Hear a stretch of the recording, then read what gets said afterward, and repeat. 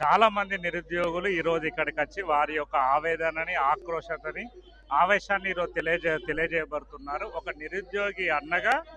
ఒక నిరుద్యోగి చెల్లెలకి అన్నగా ఈరోజు వారి మద్దతు కోసం ఉమ్మడి కరీంనగర్ జిల్లా నుంచి నేను ఇక్కడికి రావడం జరిగింది. వాళ్ళకు మద్దతు తెలియజేయడం కోసం పొట్ట చేత పట్టుకొని పట్టణానికి వచ్చి పుస్తకాలు చదువుతూ పరీక్షలకి వాళ్ళు సంసిద్ధమైతూ పట్టాలు చేతిలో పట్టుకొని కూడా ఈరోజు ఉద్యోగాలు రాక తల్లిదండ్రుల యొక్క ఆశయాలు తల్లిదండ్రుల చూసుకోవాలి, కాపాడాలని ఒక సంకల్పంతో అనాది నుండి గ్రామీణ ప్రాంతాల ప్రభుత్వ పాఠశాల చదువుకున్న విద్యార్థులు సౌకర్యాలు ఉన్నా లేకున్నా పట్టణాలకు వెళ్ళి జిల్లాల నుంచి పట్టణాలకు వచ్చి ఈరోజు బియ్యం బస్తాల్ని కూడా చాలా మందికి తెలియదు, పల్లె వెలుగు బస్సులలో బియ్యం బస్తాలు కూడా మోసుకొని వచ్చి తొక్కుని తెచ్చుకొని వచ్చి ఈరోజు వాళ్ళు తిని ఎండి ఈరోజు ఎన్నో సంవత్సరాలుగా ప్రభుత్వాలు వస్తాయి, మా జీవితాలు మారుతాయి అని చెప్పి ప్రభుత్వాల కోసం వాళ్ళు వేసే నోటిఫికేషన్ కోసం చదివి చదివి చదివి చదివి ఈరోజు ఎక్కడి కాకుండా అవుతున్న ఈ భవిష్యత్తు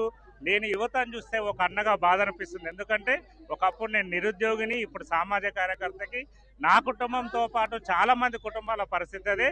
దయచేసి విద్యార్థులు యువకులకి నోటిఫికేషన్ ఇస్తాని ఆశ పెట్టకండి, వాళ్ళ జీవితాలు ఆగమాగం చేయకండి. దయచేసి ఏ ప్రభుత్వమైనా సరే వీళ్ళను వాడుకోకండి.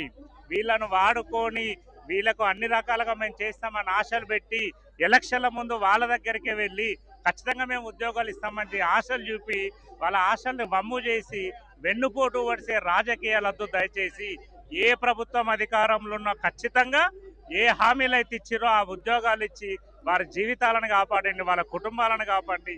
వాళ్ళందరూ రోడ్ల మీదకి వచ్చి అన్నమో రామచంద్ర అంటారు. దయచేసి ఇప్పటికైనా ప్రభుత్వం మేలుకొని వాళ్ళకు ఉద్యోగాలు ఇవ్వాలని ఒక నిరుద్యోగి అన్నగా, ఒక చెల్లెకి అన్నగా, సామాజిక కార్యకర్త కోరుతున్నా.